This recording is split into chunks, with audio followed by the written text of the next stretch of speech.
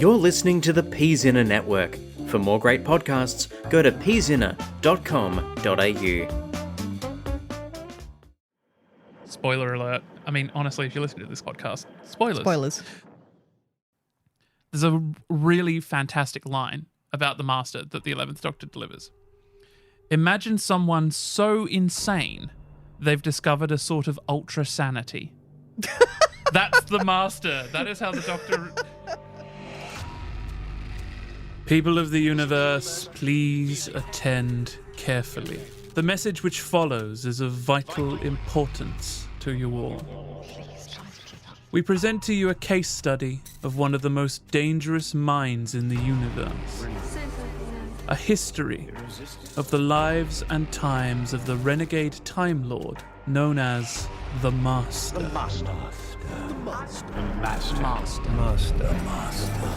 Call me Master. The choice is simple. Join us and continue listening, or face total annihilation. Listen.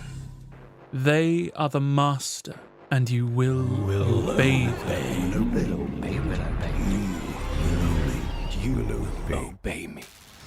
Please attend carefully.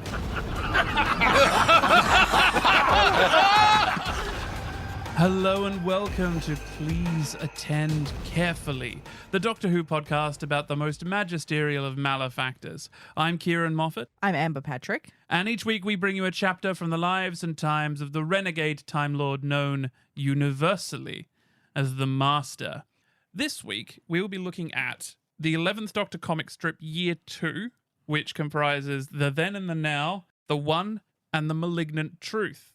It's from 2016, and it is written by Spurrier and Rob Williams, art by Simon Fraser and Warren Pleece, amongst a lot of other people. There's something like 13 issues here, and there's just a lot of different art and writing. So, Amber, can you tell us what it's about? Sure. It's set in two different time periods, the Time War and the 11th Doctor's current point in time, and he is accused of committing genocide against the Silors, who are the gods of this race. Yep. He doesn't know what's happening. He certainly wouldn't do that. So this is all tied up inside the Time War with the War Doctor and his mysterious child companion. Dun, dun, dun. Okay. Obviously, the child companion is a version of the Master, because that's why we're all here. Yeah, that's why we're here. Okay, let's just zip straight to that. I wonder if I was reading this at the time and if I was reading it as singles. Spoiler alert, I did actually buy them as singles. I didn't read them. I have them all bagged and boarded. And yeah, I had to buy the trades to read. Mm-hmm. What a great way to start the episode, with a long, hard sigh. I think, look, I'm going to be honest right up top. I actively didn't enjoy these. Yeah. Not like at first I was like, oh, is this the worst Doctor Who media ever? And I was like, no, Story of Martha exists, so it's not. Look, he's the Master for the purpose of the podcast. We're reading it because this is an entirely new regeneration of the Master to look at. He's barely in it. He doesn't do much. But it is interesting when he's in it, and I'm directly reading it. I didn't find the parts with 11 that interesting for myself. I don't feel like this was written specifically for 11. I didn't find his voice in any of the dialogue. I felt exactly the same way. I couldn't hear him in my head when I was reading it. It just felt like it was so generic. It could have been the 10th Doctor. Yeah, I felt it was more the 10th Doctor as I read it than it was the 11th, but it also could have almost been any of them. It was more of a generic Doctor Who story with just whoever they wanted to draw on top. Yeah. The art is also... I get they have huge deadlines. They have to pump out pages, but there are some choices in the panels. There's a River Song panel that I see in my nightmares. Yeah, it's not great. I mean, look, that's not to say this is written by a couple of writers, and also it is illustrated by several different artists. Yeah, with varying.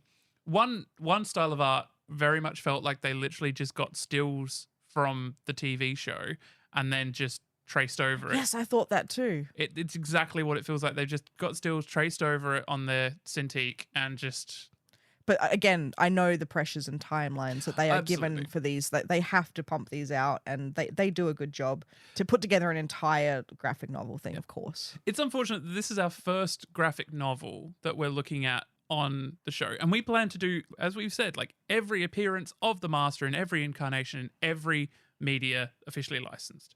So, of course, we had to do this. Yeah. And also, this is very interesting.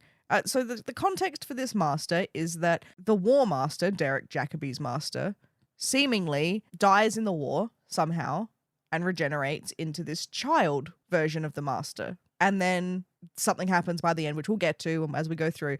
It bumps him back to being the War Master. So this sits really weirdly in the middle of Jacobi's regeneration. It's like a cul-de-sac regeneration. And the thing, as you will see from the spreadsheet and the way I've organized it, you'll see what I've written there, which is weird because you don't actually get that from the graphic novel. You and I had to get that from the fandom page, the immaculately put together fandom page. I'm just courting fandom here.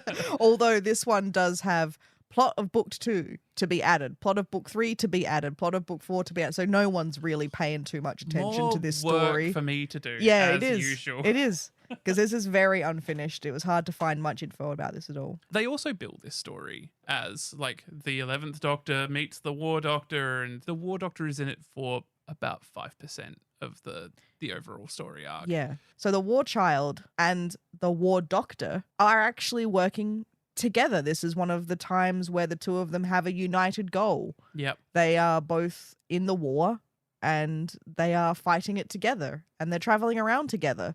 Even their TARDISes, when they manage to get two together, they tether them and they, work on a Although unified goal. It's shown that the Master doesn't have his TARDIS during the Time War.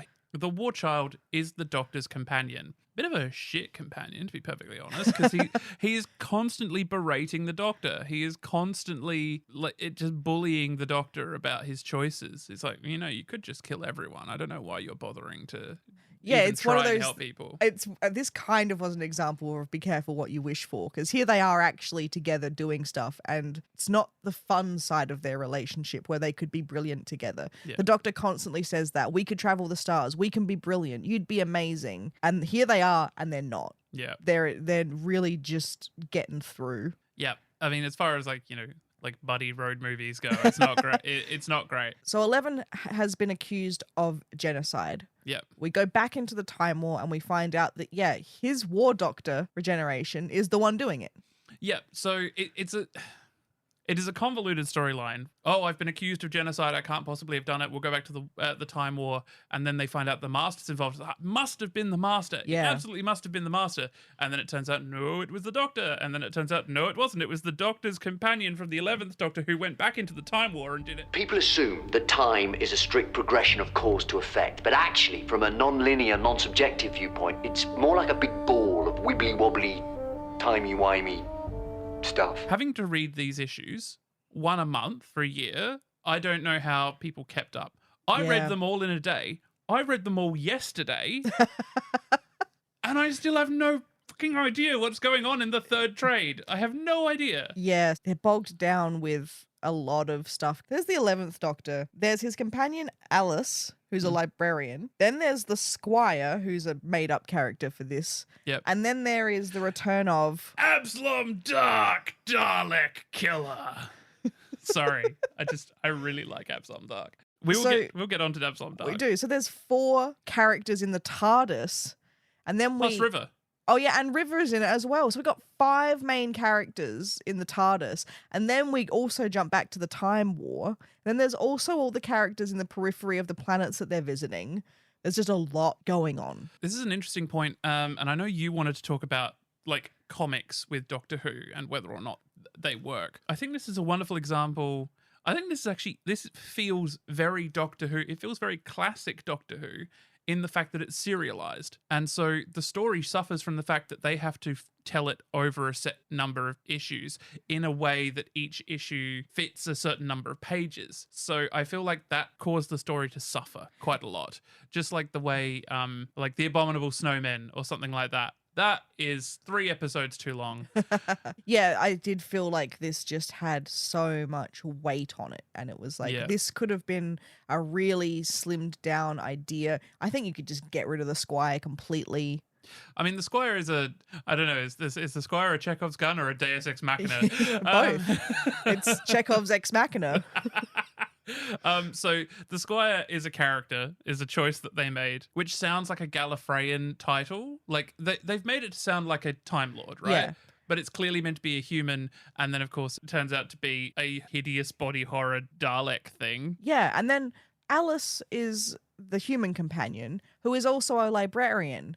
And it seems like they also go to great lengths throughout the book to call her the librarian. So they're trying to give everyone Yeah, a title, and it seems odd that she is defined as the librarian when it's like, we'll just call her Alice. Like, it's not relevant really that she is a librarian. So obviously we're coming in, this is the 11th Doctor year 2. So year 1 is where he met Alice. Mm-hmm. And I feel like there was character development there that we've obviously come in, we've missed. And so now all we get about Alice, like all we get, if you're jumping in straight here. Which like, I did. Yeah, which obviously you do. And like Doctor Who is the ultimate dip-in show, as I always say. If you sit down and watch Kinder, you're not going to get huge backstory about Adric. Mm. I mean, obviously, now I think about it, Kinder is a terrible example because it has great character development for both Tegan and Adric. But Alice, you get nothing from her this story. Like, it doesn't seem to further her story at all. You find out that her mum died and the Doctor took her away. And this is the 11th Doctor, you have to remember, while he's on a sabbatical from Amy and Rory. Yep. So, like, this is young 11th Doctor in the tweed jacket. Let's focus on the Master and the Doctor's relationship in this comic. I suppose we should, because even though it's only a very, very small. Yeah, I think there's still like things to say. Like, so at the start of this, they obscure that it's the Master. You don't know that's who this is. It's just a child is hanging around with the War Doctor. Yeah, I think that was the point I was going to make. Like, if you read it issue by issue, would you have realized until the reveal, I guess? Don't think so. I don't think it gives you anything to make you think that that's what's going on here. Yeah. You might get that it's a child, like Time Lord. That might be about it. We do get a great little segue where on the trail of trying to figure out who is doing this to him, 11 breaks into like a vault and finds like a computer that gives him info that the Master's TARDIS was there or is gone. Oh, the vault he breaks into is Sharda. Shada! Yes. He breaks into the Time Lord prison planet, Sharda, which That's again right. is very odd because they make it very clear in like other media that it's impossible to get there, and like the Doctor only did it because of there are choices made in this comic. Okay? And then we get a big, huge, full-page panel of the Suave Master, Delgado's Master, standing in front of his TARDIS, grinning. It kind of feels a bit like it's meant to throw us off the track of what's really going on, because you think, oh, it's going to be him then. Yeah. So they know that there's something going on with the Suave Master. Yeah. So they go to this planet and they find there are 2 factions of Sontarans fighting one another. Yes. Really weird and kind of unnecessary choice to have a Sontaran suicide bomber. Yes. One side has a Sontaran suicide bomber. Which is really, really bad. Yeah. And I don't like it. no, we also find out that the reason why there is a civil war between Sontarans happening is because the Suave Master has been here and established himself as a god to the Sontarans. For like the one splinter group of Sontarans on this clone like growing planet. Yeah. And they are the troops of the apostasy of the goatee. We have these Sontarans that all have goatees. And their faces are kind of like flat Roger Delgado faces, but they've all got goatees. And just to show that they've all got goatees, they're all wearing plexiglass helmets. Like, you can still see they're still wearing domed helmets, but just so you can see that they've got the goatee on. And they have sigils that they like can project to show what faction they fight for. And the Sontarans have like, you know, the proper Sontaran one. But then this tri-point thing. Yeah, this faction have the Doric column. Yeah. His TARDIS is their sigil, like their religious symbol. It's a wild scene, and we move swiftly on. We don't hang around there long. It's like 3 pages max, and then they leave because they're like, oh, he's just been fucking around with some Sontarans. That's right. They got there because of the Rassilonian fly thing. They go there to get these insects. They're the last pair in the That's right. universe. See, do you see, listeners, what is going on in this comic? Why it's so hard to Yeah, and then of course they had to give Absalom Dark his moment of humanity by letting him save these flies and release them the next place they go, which is Storm Cage to release River. Yes. It's really just we move from location to location to location, and it's because, as you mentioned earlier, the comic book structure and release schedule demands that every issue that comes out has got to be semi-self-contained. Yeah. But part of a bigger narrative and to be interesting. So it's just, it has to follow this strict schedule, and it's to the detriment of the story because it's so many things are happening and you don't know what's relevant and what isn't relevant. So we do cut back occasionally to the War Child and the War Doctor. And I do really love that there are some moments where the War Child is tempting the Doctor. So like the War Child, I did love this panel and this line. He's helping the War Doctor up off the floor, and he says, "Let's go grab your little doomsday machine and be damned together, shall we?" Like, there's some good lines. Yeah, it's really great. There is a fun playfulness because he's a child, but you know, I don't want to get into weird anime territory. He's a child, but he's also, you know, like a really ancient Time Lord in this child's body.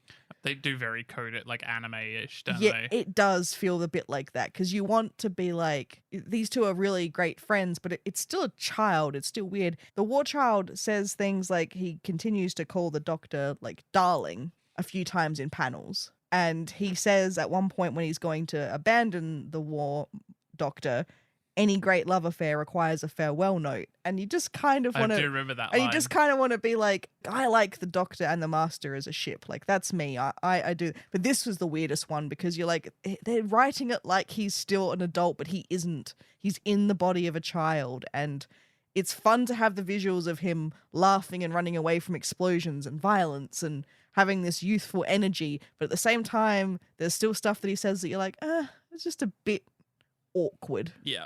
Interesting choice to make him a child. And look, I agree with everything you just said because obviously someone in their head had this great idea and they did not think it through to its logical conclusion. It's an interesting choice and a bold choice to make the character a child. So that's often been hinted at. So for example, if you're a big Finnish nut like me, one of the collective or the 11, the 9, whatever you want to call them, one of their earlier generations was a child. And that's talked about a bit. So obviously Time Lords can do this. It'd be nice to see it, I guess, in the show would be an interesting move. But yeah. And as we've learnt from all the regenerations, their personality never goes away. So they've always got the same... Well, sorry, their personality shifts, but them as their core as a person doesn't go away. Yeah. So no matter, like I've said, even though the War Child is a child, they're still an adult in every sense of the word, apart from physically. So it's odd. Yeah, it is odd. It leaves a sour taste in your mouth. Yeah, we're really sorry that like this is a bit of a weird episode, but there's very little to hang on to in this story. Yeah, everything just sort of slips past really. Bleh. My positives are that there are some great panels in this. And I do love the War Child as a concept, but they don't stick the landing on it. No. I don't think they thought it through enough. And then he's barely in it. They should have just done issues or a short run where it is the focus is on the War Child and the War Doctor. Yeah.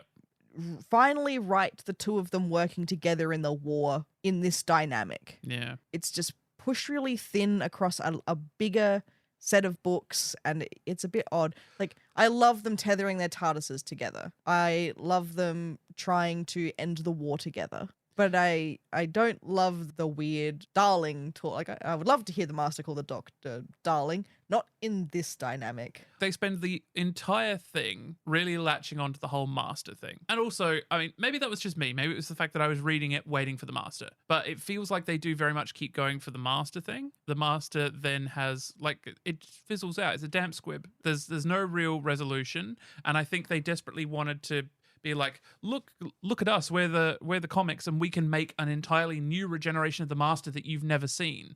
Like, this sort of legitimizes the comics, I guess, in a way. I want to know where fandom got the information that the War Master, Derek Jacobi, apparently regenerated into this child and then regenerated back again. I want to know where they got that information. I think we know from previous canons, we've got to take Big Finish into canon because we believe it is canon. Yeah. In the Gallifrey audios, they regenerate the Master to bring him back into the war. So at that point, they bring back, and it is the War Master regeneration that we know and love. So he's there at the start of the war. These comics are set in the middle of the war, and it's not him anymore. Yeah, okay. So either it's a different one from a different timeline that zipped around into the war, or it's for some reason the War Master had to regenerate and he chose to become a child in rejection of the war. Yeah, it just seems like a... And then, isn't the final panel him regenerating into, we see... Yeah. Well, I mean, the art is questionable, whether or not that is actually meant to be Derek Jacobi or not. I guess so. Yeah, look, I don't know. It feels like with the creation of this new regeneration, they wanted to have their cake and eat it too. Yeah. They wanted to create a new regeneration of the Master, but then make it so that it never happened.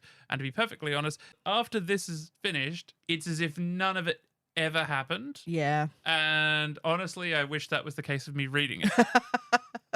Which is, I love comics. I do love comics. I don't read Doctor Who comics anywhere near as much as I listen to the audios, but I love Doctor... I have an entire run of IDW Doctor Who comics, every single issue they made before they lost their license and it was given to Titan. Yeah, I love comics. This just, whether or not it was a good comic is not the issue. It's not good Doctor Who. No, I don't think it's good Doctor Who either. Like I said, after the story of Martha, probably the story of Martha is a better take on Doctor Who because at least it's got, proper elements. I love that we have a benchmark.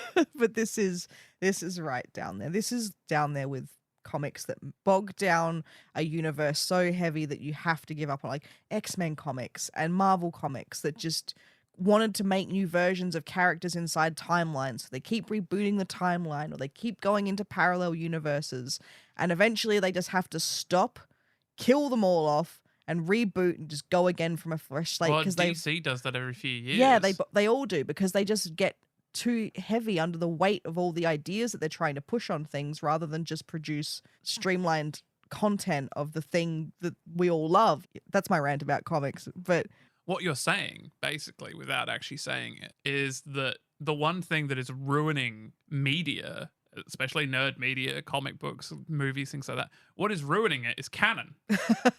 in essence. Yeah. This comic was so hard because I don't want to make this canon. In my own mind, this isn't canon. This doesn't exist. I'm never thinking about this again. You're allowed to headcanon exactly, that. And I headcanon this just isn't real. This doesn't need to be real. It doesn't provide anything salient enough that I would say, oh, I want this to be real. Nothing happens. We don't need this. This was so superfluous on every account. I don't think we didn't get any growth for 11 because it's barely 11. Apart from even the drawings are questionable if it's 11. He's not even there most of the time. It's got no other I don't care about any of these companions. Like, it's fun that what's his name? Absalom Dark. Yeah, it's fun that Absalom Dark is back. If you're a fan of him, yeah, that's and they even missed the landing on that. To be perfectly honest, like I could probably do an entire episode on Absalom Dark. The way he's written in the original comic books, he had his own trade called Absalom Dark, Dalek Killer, and then he appeared in the Doctor Who magazine comic strip Nemesis of the Daleks. The way he is drawn in that is in a very 80s pulpy way. Mm-hmm. It's like Judge Dredd. It's hyper-violence. It's that sort of thing. As like an 8-year-old reading this comic, I probably should not have been reading it. But it's it's great. Everything's like that movie Heavy Metal. Like, it's that sort of vibe. Yeah. So the only way that they could deal with that in this comic is to make him an absolute meathead, which doesn't really ring true. Like, yeah, he's violent. Yeah, he enjoys killing Daleks, but he's not a complete rabid idiot. Yeah. And it felt like they took something that, like, it's when you take something out of that world. Like, he was a well-drawn adult character in the original thing. In this, he was a punchline. Yeah. In fact, he was literally the punchline. He's the last panel. Like, the entire thing ends with them sending Absalom Dark to the Time War so he can kill all the Daleks he wants, which is such a like, it sounds nice on the face of it, but it's just... I am Absalom Dark, Dalek Killer. The Daleks are the supreme rulers of the universe. I'm gonna kill every damn lousy Dalek in the galaxy. Exterminate! Exterminate!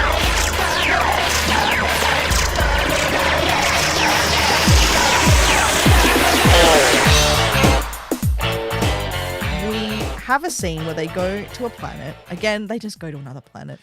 And Alice, the companion, finds the Master's TARDIS Yes. there. And she goes inside and it's got this massive tumor on the console. A chronal tumor. It looks like he's removed one of the segments of his TARDIS, like because the TARDIS is in 6 segments, and it's the classic Suave Master TARDIS. Yeah, it's the white White interior roundels and like the Third Doctor era where it's like a dish with like a light in it. Yeah, and she goes inside and she's able to fly this TARDIS because of all these like modifications he's done to it. Oh, plus she gets one of the insects from earlier Yes, that's right. To sting the chronal tumor and oh my god. Anyway, science-y stuff happens and she... One thing I do appreciate from this story is the constant techno junk, techno babble. Yeah. Yeah, she calls him out a lot on that. Anyway, she flies it back into the Time War. And that is how we have these modern characters meet these characters that are inside the Time War. Yeah. And then a bunch of knock-on effects happen. That's how we get the genocide happening. But now the Master's TARDIS that can enter and leave the Time War bubble is inside the Time War. And the Master... immediately goes, "Whip, I'm out." Yeah, he decides to steal his own TARDIS. But he doesn't realize... He thinks that Alice did this to his TARDIS. Yeah. He doesn't realize that he did this to his TARDIS in relative to his future. Yeah. So he hasn't done it yet. So he gets in this TARDIS thinking that Alice has manipulated it and, cut it all open and done this surgery on it. And he tries to fly it out of the Time War to escape because, that's what he loves. Yeah. That's what the Master does best. He escapes danger when he needs to. So it's like, oh, cool. A TARDIS that can get out of the Time War, I'm gone. Yeah. And on his way out, suddenly the walls of reality start to break down and he creates a paradox. And he realizes that, he was the one who should have built this. Yeah. But now that he's leaving the Time War early, he never will build it. So it couldn't have existed to bring Alice to the Time War in the first place and then him escape on it. So it's a massive paradox and basically it just starts ripping things apart and he is shunted back into his War Master regeneration. Yeah. And his timeline is undone because plot device. Yeah, because we never want to use this character again. Which, is stupid. Like, if you're going to create a new character, you could have stretched that. If you've gone to that much effort, you could keep doing it. Like, you could keep using that character. Yeah, you've got a brand new Master regeneration that you've just introduced into the universe. Leave him. You can bring him back later. You can, Even if there's a paradox. Like, for example, in the current Second Doctor adventures for Big Finish, which take place after the War Games. So it's the season 6B that everyone's always hoped for. And basically the Time Lords say at the start of that, they're like, you're going to do some work for us. You're a paradox. You've been taken out of time. You have regenerated already and you are living your life on Earth. But your regeneration, we're just going to keep this for a little while, hived off from time to do things for us. Yeah. And yet they could have done something like that. They could have had the TARDIS, him do something and have the TARDIS rip itself apart and he survived, but he's got no TARDIS, so now he's stuck outside the Time War without a TARDIS. You can have any number of things happen to him. They may have fallen foul of the BBC censors because like everything has to go through them, like every storyline. To make sure it's not conflicting or ruining some things. Due to rights reasons, there is so much that can't be done with the Time War, even for Big Finish. Mm-hmm. So, I don't know. It felt like they wanted to do something. They were only able to do a small amount of it. And so they just left it at that. And like, honestly, guys, if you're not going to do the job properly, don't do the job at all. Yeah. Again, I just repeat that I don't think this is worth it. Yeah. We don't normally stray into review territory like this, but there's just very little to say about this story. Like, we wanted to do it for completion, obviously, and like it was very tantalizing for us, looking into, the Master and finding this other regeneration of the Master that, was comic only. But yeah, and as far as, it's funny, the Master's not in that many modern comics. Missy gets her own run. Yes, Missy gets one run. One and run. I do believe that the Missy run dips back into that Ciarán stuff. Because why waste a good image? Yeah, so we'll get there. I believe that she and Delgado might even share a scene in the comic regarding that whole situation. So obviously when we get there, we'll call back to this. But And, I worry, and, listeners, feel free to allay my fears. I worry that with our reviewing and stuff that we're going to do a lot of Big Finish. Like when we're talking about the Master, we're going to do a lot of Big Finish purely because there is more Big Finish than anything else. And I hope people don't get tired of the Big Finish, but there is literally more Big Finish than there is anything. I think at this point, I looked at it the other day, insofar as an actor having played the role, I think at this point, in just sheer screen time, in inverted commas, like just mic time, I think Sir Derek Jacobi has played the Master longer than any other actor. oh, I think he has done more, or he's definitely done more audio because he's done something like 8 series or something, plus a few other things. Yeah, so it'd be interesting to put him. No, he probably has done more than Anthony Ainley. Yeah. Well, Anthony Ainley, if you think about it, only did about 6 TV stories. Yeah. That's probably and Roger correct. Delgado probably only did about 6 as well. Missy's probably coming in close, like quite close. We'll do a timer. We'll put a timer on, or do the calculations. Yeah, we should. By the power of air, by the power of fire eternal of the waters of the deep, I conjure thee and charge thee, Azal. Arise, arise at my command. Azal, Azal, Azal! Another interesting thing about this. So they call the Silors gods, right? The War Doctor says, no, they're not. They're like technopabble beings. The Master's just like, they're gods. Like, this is another wonderful example of the Master accepting faith as a power and not just science, or, understanding that maybe it is a higher form of science. But the Master is always more ready to accept gods, monsters, other powers, faith, magic. Yeah, if there's power to be had, he'll have it. Doesn't matter where it comes from. Yeah. I like the idea that the Master is more open-minded than the Doctor. Yes, right. But for his own purposes. When it suits him for what he needs. Whereas, but he wouldn't believe in the power of like love or things like that. Well, yeah, no, this is true. But at the same time, the Doctor's just like, there's no such thing as magic. Magic is this, like It's explaining science. things. Yeah. And the Master's just like, no, there's magic. I used it yesterday. Yeah, that is a really great point. I feel like we usually seem to connect threads between Masters from different properties about how the character reoccurs through. That's a good example of him reoccurring through. The other one is, which maybe this is, what did we learn? Yeah. That he knows how to cannibalize a TARDIS, and he will cannibalize a TARDIS for his purposes. Like, the Doctor has had one TARDIS. The Master, this like tissue paper. Well, just we look at. Is this TARDIS? That was a question I was going to ask you. Is this TARDIS that we see here, Mark, that Missy then throws into? No, I don't think so, because Missy's after this. Yeah, I know, but Mark is her TARDIS from the Time War. Oh yeah. Yeah. So is that Mark? Is that TARDIS Mark? It's become good sentient. point. So I actually have had a plan recently. Yeah. Where I want to do a TARDIS timeline, Master TARDIS timeline. Oh my god! Do you have any idea? The work? It's in my own time. Okay, fine. You do it. I'll give you access to my Canva. You can. Yeah, I want to try. But that's a good point because Missy did say that her TARDIS left her because she did horrific things in it. Yeah, and the TARDIS ran away because it didn't want to keep. I mean, I know you don't want to fit this anywhere in your canon, but also maybe not because the Master. Oh, how quickly you change! Yeah, I don't think because this Master doesn't use this TARDIS except to escape. I think I would headcanon this into the proper War Masters.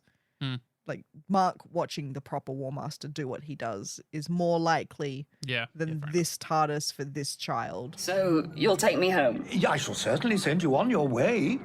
All we need to do is activate that control on the console there. Would you do the honors? This one? Please. Yes, that's the one. Well done. What did you think of the unsubtle and constant references of the Doctor being like the Master? And also kind of superficial. Yeah, it just... Again, they wanted to do so much. They wanted to do so much with this story and they did not stick to the landing. It's just redundant because the more you say it, the less it's true. Sure, the Master... better people have covered the Doctor being manipulative to his companions. Russell T Davies in the Stolen Earth and Journey's End, like that showing how the Doctor changes his companions. That's how you do that. Yes. I mean, no one else is Russell T Davies, but like Russell T Davies does it perfectly, and that is a great example of how the Doctor is damaging as a character. Yes. But so I recently watched the Human Nature and the Family of Blood. episode. Yep. And the end of that, he's almost worse than the Master because they want to live, the family wants to live forever. So he lets them by imprisoning them in places forever, for trapping them, for internally tormenting them. And you're like, the Master probably just would have killed him and been done with it. But the Doctor, he does worse than that. Like, you know, you don't need to say that the Doctor is as bad as the Master. Spot the script based on a gritty 1990s novel. So yeah, no, I don't think you need to like say, I think it's implied very heavily within many episodes and many audios that the Doctor has always been absolutely capable of being evil. He just chooses to stay away from those temptations. Yeah. He never raised his voice. That was the worst thing. The fury of the Time Lord. And then we discovered why. Why this Doctor, who had fought with gods and demons, why he'd run away from us and hidden. He was being kind. So final thoughts. I like the idea of a youthful child Master. Yeah. In the War even is interesting. And the War Doctor's relationship is very interesting. Like with the this war with exterminate, which don't even get me started on that. The exterminate written on the wall, and the War Doctor's like, "Was this you?" And the War Master's like, "No." The War Child's like, "No, it wasn't me. I'm a good boy." Yeah, that's a creepy line. That's the point. Just even that one line where it's just like, I wish that if they were gonna do this, they just did more with it. Yeah. Really have a good idea, have a strong creative team looking at this and actually deciding what you want to do with it. Because it was kind of like, oh, what if the Master was a child and he was all psychotic? And you're like, okay, cool. No. Yeah, workshop that a bit more. Yeah. It's not Master related, but I think I want to talk about the creepy Daleks. So in this story, there is this cult of Daleks that their entire thing is that they are individuals. Kind of like the Cult of Skaro, if the Cult of Skaro were into body horror. If the Cult of Skaro was written by Clive Barker, that's what's going. Yeah, or H.R. Geiger. I thought they were refreshing. I thought, like, how do you make the Daleks scary again? Make them basically not Daleks. Make them Aperture Science robots. Yeah, okay, look, one of them did look a bit like GLaDOS, I do remember. No, I thought they were good. I personally am going to be taking that entire first scene from the third graphic novel and just doing one of my dramatic readings. Okay. This is also going to be a weird episode because there's like if you've listened to this point, you would have heard something, but like I've got no audio to clip in. Like I've got to find something else to sort of punctuate what I say. Otherwise, it's just us and people will stop listening. I wasn't a huge fan of these individual Daleks. Not because I'm like, no, Daleks are all the same. It just, this is to me exactly what bad comics do to canon stories. We just start straying, I think, is the problem with some of these ideas. We're straying away from what the show and the intellectual property is. Oh, I think a huge amount of what is in these comics is in there because they're fun to draw. Yeah, and it's kind of one of those things of like, this is okay sci-fi, so you've just kind of slapped Doctor Who on it to sell it because you probably couldn't produce this as an original story or anything. To me, it didn't feel like it was Doctor Who at its core. It felt like a comic book that they had put Doctor Who into. Yeah, as opposed to we have to say there are good Doctor Who comics. Have you read Once Upon a Time Lord yet? No, I've read some other Doctor Who comics. I remember I really loved one where 10 met Charlie Chaplin. Yes, so that is the beginning of the second series of the IDW ones. Yeah, it's great. Although they did not have the rights to Charlie Chaplin. No, they didn't. So they had to call him Archie Maplin. That's right. But yeah, I read some of those. So I have read some before and I've enjoyed them. And I think because they had the voice of the characters in them. Yes. This just doesn't. That's why it just doesn't feel like Doctor Who. And even, here's the thing, you can't recreate like the War Doctor's performance. No. Like you just can't capture him. And they don't. He's a cardboard cutout of the War Doctor. I mean, the 11th Doctor is definitely worse, I think. Yes. Like, the War Doctor, at least, you know, John Hurt's voice is very easy to grab onto and, like, just have him read the lines in your head if you're an auditory thinker like I am. But, yeah, Matt Smith, I just couldn't get the voice. And having, personally for myself, having read fan fiction, having been in role-playing servers with people who write for 11, I've seen amateurs nail this character's quirks and speech patterns. Yeah. So then to read an officially licensed, you know, product and you go, this isn't even meeting the standards of just people I've met on the internet. Did you hear that, Titan? Yeah. The way I see it, every life is a pile of good things and bad things. Hey, the good things don't always soften the bad things, but vice versa. The bad things don't necessarily spoil the good things or make them unimportant. Titan does have great writers. I would have loved this if Jodie Howser had written it. I feel bad. I never want to be down on any Doctor Who properties apart from the story of Martha. And it's one of those things. It's like I'm just a guy who likes stuff, and like I'm just a guy who likes stuff. Like all art is subjective, so Yep. you may enjoy it or not enjoy it. And sometimes I'm just like, well, why should anyone listen to me? And then I'm just like, I have consumed more Doctor Who than any other living person I actually know.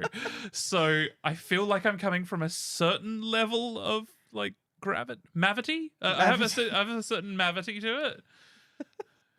I actually hate Mavity. I'm sorry. I hate it so much. All right. I'm sorry, Russell. Mr. Isaac Newton, that you, above all others, can appreciate. No, don't. You can appreciate. Really don't. Oh, come on. You can appreciate The gravity of the situation.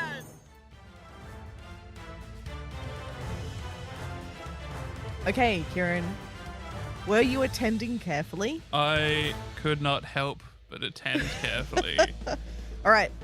What odds does the Doctor put on the Master being the one who used the Malignant to kill the Silors, gods of the Overcast?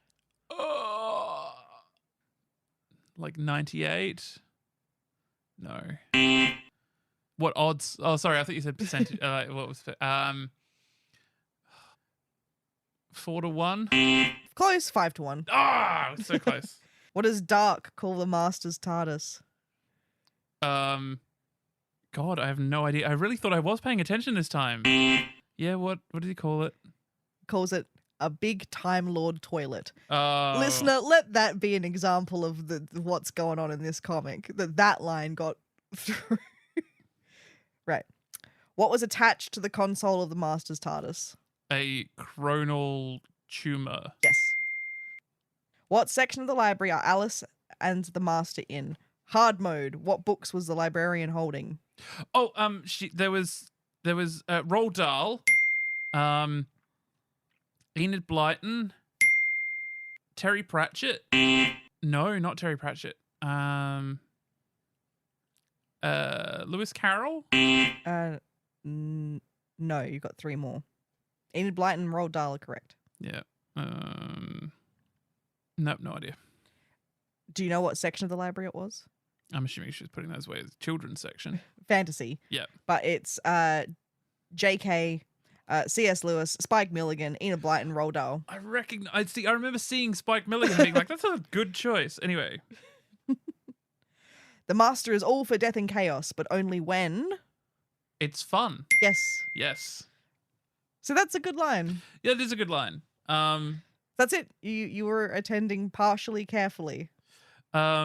I love all the notes that you must take for things you think are going to be in it, and then they change. Yeah, so some of the things listed that, like, River knocks on the TARDIS, the Artronic Scapulator, the Vortinocene Bypass, and the Bakerfoil-looking thingy that goes ping. Venting the thermo buffer! Flooring your homing regulator! And just to finish off, let's fry those siphon crystals. Okay, so, Amber, what did we learn? Sorry. The resigned sigh. What did we learn? Again, we learned that the Master will cannibalize a TARDIS when he needs to, for what he needs to. He's done it, and they've done it many times before, and will continue to do it. We've learned that when the Master and the Doctor do work together, it isn't exactly what you want. This was a case of, be careful what you wish for. I didn't like this dynamic too much between them. It's about as in-depth as the dynamic between the Shulker Doctor and the Shulker Master. Yeah. Like the robot master. We'll get there, guys. We'll get there. He can, if he chooses to, regenerate into a child. Although we do kind of know that, we haven't gotten to it yet, but we know that the War Master, when he flees the war for good, goes back to a baby. Yeah. So they can regenerate down into childhood if they want to. It seems odd, but keep the adult personality. And it seems odd that we do get this continuous thing of like regenerating into older people where it's like, well, you could just be a child every time if you wanted to extend your life even further, it seems. Well, yeah. And it depends how much like control people have over regeneration. So, for example, like the Master has shown, like when the War Master regenerated into the Saxon Master, he actively said, I want to be young and strong like the Doctor. Yeah. So he becomes someone in his 30s like the Doctor. This is my headcanon. I've always thought where the Doctor is concerned, his regenerations are sort of kind of obvious where he comes. Like, for example, regenerating someone older, like the 11th Doctor regenerating into the 12th Doctor. There's a real duality of old and young there. He trusts Clara, whether he's right to do that or not, I don't know. He trusts Clara, and so he regenerates into an older man, so he's showing who he really is while also being quite young and vulnerable and quite childish in the way he behaves. So I think there's a certain subconsciousness to that there. Like with a lot of things like this, you can make your headcanon do some great little acrobatics to explain anything. Yeah. Like I would say as well, although they could, I guess, regenerate into a child if they wanted to, humans are then not going to, and many species in the universe are then not going to listen to a child. Yes. So Exactly. picking a face that suits, your means of gaining trust, gaining relationships, being protected, being listened to, that's a whole other thing to explore. Yeah. But and like, did the Master become a child so that the Master was safer on a battlefield? If the last couple of months have taught us anything, it's just like even children aren't safe on a battlefield. But it's weird to think, though, there are so many ideas as we've just even brushed the surface of theory. Yeah. You could delve so much deeper into that. The reason he's a child in this, so that the reader doesn't know who it is. Yeah, basically, that's entirely it. So that it's a big shock. Yeah. And it's quirky because he's a child, but still hyper violent. Yeah. Yeah. No kill count for this episode. Didn't kill anyone. Well, I mean, apart from, I guess, working with the Doctor with the malignant, but he's more so we don't see it. It's more manipulative than actually hands-on. If anything, the Doctor's going around shooting people, and he's just sort of standing there. Like, Yep. So no on-screen or implied death. Like, I'm pretty sure you only see a gun in his hand once, and it's in the one panel. And he never uses it, and we never see it again. Cool. Well, that was the then and the now and the various others. Don't be surprised if we never call back to this. It's probably not going to happen. We might call back to it in the same context that we call back to the story of Martha. When we do other graphic novel stories, there is actually a Titan graphic novel third Doctor run. It's like a one-off. Oh yes, I have seen the art for that. Yep. That has the Suave Master. So yes, I've seen the art. Cool. That's all for this week's episode of Please Attend Carefully. Thank you so much for listening. We hope that with each episode you come to understand, appreciate, and maybe even obey the Master. Don't forget to follow or subscribe to be updated on new episodes. Amber, how can listeners get in contact with us? They can email us at pleaseattendcarefully@gmail.com. Send us an ask on Tumblr at pleaseattendcarefully. Follow us on Instagram at pleaseattendcarefully. And you can find out more on our website at pzinner.com.au/shows/attend. That's right. As of this series, you can also find our episodes on YouTube, and we now have a Patreon featuring exclusive subscriber content with tiers starting at just $2. I've been Ciarán. And I've been Amber. We leave you with a clue for the next episode. We hope you'll be tuning in. After all, it can't hurt you to listen, can it?